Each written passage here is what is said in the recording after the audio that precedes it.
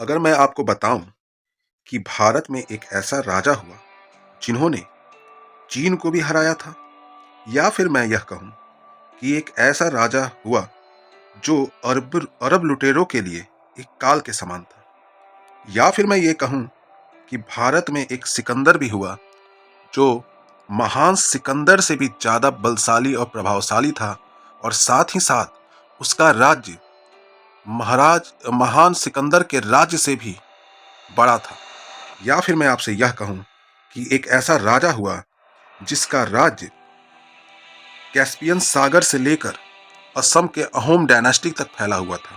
या फिर मैं आपको यह कहूं, एक ऐसा राजा हुआ जो अरब लुटेरों को हराने के बाद उनका सर मुंडवा दिया करता था। तो क्या आप यकीन करेंगे फ्रेंड्स, पूरी दुनिया में बहुत सारे राजा हुए और सारे राजा अपने अपने क्षेत्र और अपने अपने कार्यों के लिए प्रचलित हुए। भारत की धरती भी अनगिनत राजाओं की जननी रह चुकी है। आप पृथ्वीराज चौहान, अकबर, सिकंदर, चंद्रगुप्त मौर्य, अशोक, न जाने कितने राजाओं के बारे में सुने होंगे, परंतु दुख की बात तो यह है कि एक ऐसा राजा जिनके वजह से न जाने कितने आक्रमणकारी डर के मारे भारत की सीमा तक प्रवेश नहीं करते थे, वैसे राजा को हम लोग ना कहीं टेक्स्ट बुक में याद करते हैं और ना उनके बारे में कोई बायोपिक फिल्में बनाई जाती हैं। जी हाँ दोस्तों, वह राजा कोई और नहीं बल्कि कश्मीर राज्य के राजा, महान राजा ललित आदित्य थे। Hello friends, this is Aditya welcoming in your channel back to the basics. और आज मैं ललित आदित्य के बारे में बताऊंगा, और मैं ये भी बताऊंगा कि किस प्रकार उन्होंने चीन के साथ मिलकर तिब्बतियों को हराया, और साथ ही साथ चीन के साथ मिलकर अरबियों को हराया, और बाद में उन्होंने चीन को भी हराया, और कैसे वह इतने बड़े राज्य को संभालते थे, और आखिर उनके अंदर और क्या गुण थे कि उनकी राज्य सिकंदर के राज्य से भी ज़्यादा बड़ी हुई। तो बिना समय गंवाए चलिए शुरू करते हैं।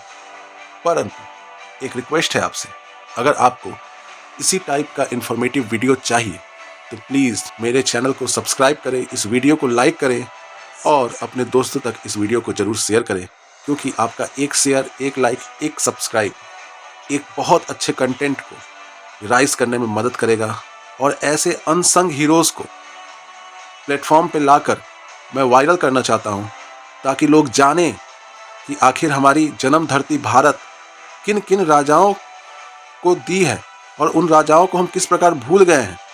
ऐसे भी महान राजा जो सिकंदर से भी ज़्यादा प्रभावशाली, सिकंदर से भी ज़्यादा बलवान था, आज हम उसको भूल गए हैं और दूसरे देश के राजाओं को हम लोग याद कर रहे हैं। तो चलिए फ्रेंड, बिना समय गंवाए शुरू करते हैं। ललित आदित्य का पूरा नाम ललित आदित्य मुक्तिपीड था, और ये कश्मीर राज्य के राजा थे।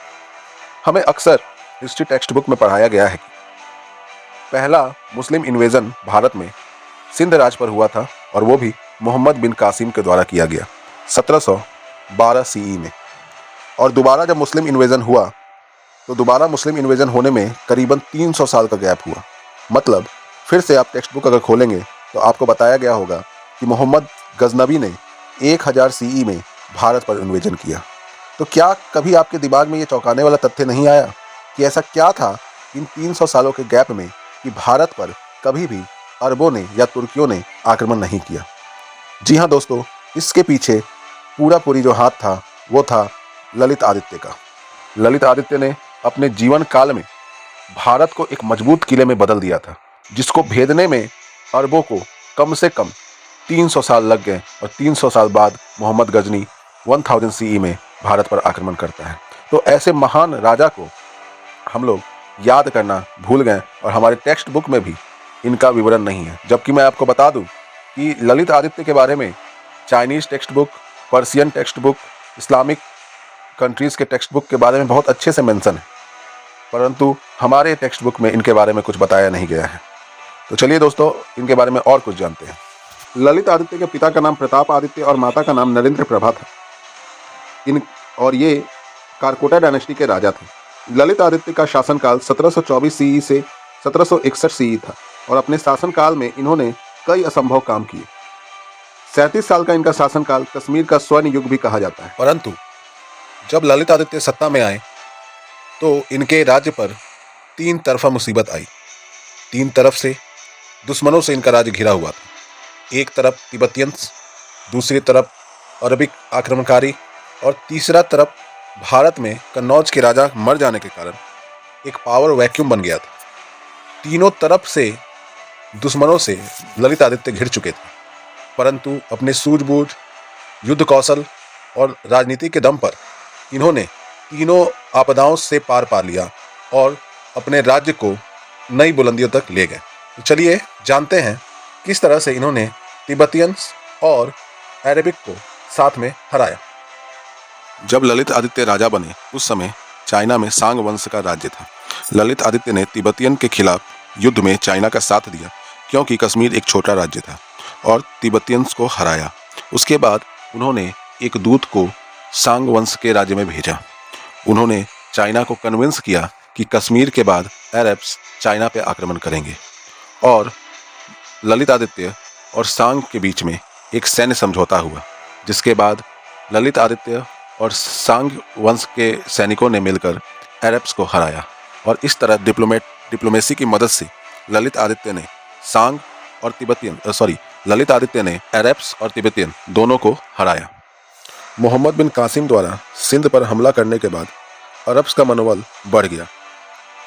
राजा दाहिर को हराने के बाद उनको लगा कि भारत के राजा कमज़ोर हैं और सिंध में इतना खजाना है तो बाकी भारत में कितना खजाना होगा।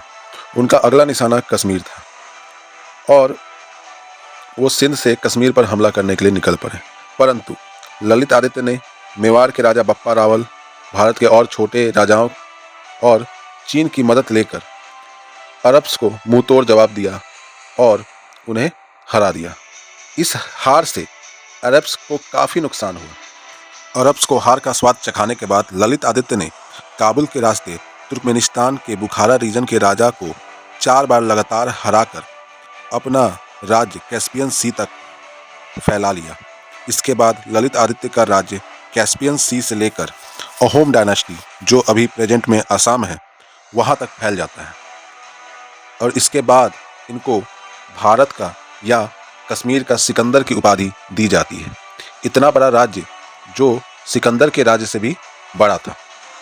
अखंड भारत के मकसद से इन्होंने पहला हमला कन्नौज पर किया और बहुत आसानी से यशोवर्मन को हराकर कन्नौज पर कब्जा कर लिया। फिर इन्होंने उड़ीसा, बंगाल, अफसन पर हमला कर बहुत आसानी से जीत हासिल की। उड़ीसा में हमला करने के बाद इन्हें हाथियों का सौगात मिला। इनका विवाह चालुक्य वंश की राजकुमारी रति से हुई और रति से विवाह करने के बाद चालुक्य वंश के सैन्य बल की सहायता से इन्होंने दक्षिण भारत के कई राज्यों को हराया और ये भारत के चक्रवर्ती सम्राट कहलाने लगे।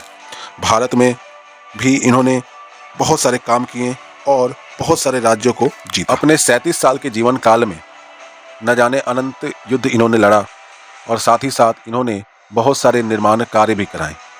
ललित आदित्य विज्ञान और कला के बहुत प्रेमी इंसान थे। इन्होंने बहुत सारे मंदिर बनवाए। साथ ही साथ इनके द्वारा बनाया हुआ कश्मीर का सूर्य मंदिर आज भी बहुत ही ज़्यादा पॉपुलर है। भले ही वो खंडहर स्थिति में है, पर आज भी अगर लोग उसको देखते हैं तो उसकी भव्यता के बारे में 1-2 बार ज़रूर सोचते हैं। भले ललित आदित्य एक हिंदू थे, इन्होंने कई बुद्ध मॉनेस्ट्री भी बनवाई, परंतु इतना कुछ भी करने के बाद भी मनुष्य आखिरकार मरता ही है और अपने पूरे 37 साल के राज्य अनुभव के बाद अंततः इनकी मृत्यु हो जाती है। मरने का कोई स्पेसिफिक रीज़न इतिहास के पन्नों में नहीं लिखा गया है, परंतु इनके मरने पर 2 थ्योरी बनाई गई। पहली थ्योरी कि ये जब ईरान को हराने के लिए कश्मीर से निकले तो भीषण बर्फबारी के कारण इनकी मृत्यु हो गई। दूसरी थ्योरी, ये अपने सैन्य बल से बिछड़ गए और इनकी मौत हो गई। खैर जो भी हो, ये थे एक बहुत महान राजा। तो फ्रेंड, ये भारत के सिकंदर की कहानी का अंत होता है। अगर आपको हमारा वीडियो ज़रा सा भी पसंद आया हो तो प्लीज़ लाइक करके मोटिवेट करिए, चैनल को सब्सक्राइब जरूर करिए, इस कंटेंट को अपने दोस्तों तक जरूर शेयर करिए। इतने महान राजा के बारे में लोगों तक बात पहुंचनी चाहिए, लोगों तक इन्फॉर्मेशन पहुंचनी चाहिए कि ऐसे भी राजा हुए जिन्होंने भारत का काया पलट कर दिया। न जाने कितने आक्रमणकारियों से हमें बचाया, नहीं तो भारत अब और गरीब होता। फ्रेंड्स, अपने वैल्यूएबल कमेंट भी हमें दीजिए। मिलते हैं आपको नेक्स्ट वीडियो के साथ। तब तक के लिए जय हिंद, जय भारत, भारत माता की जय।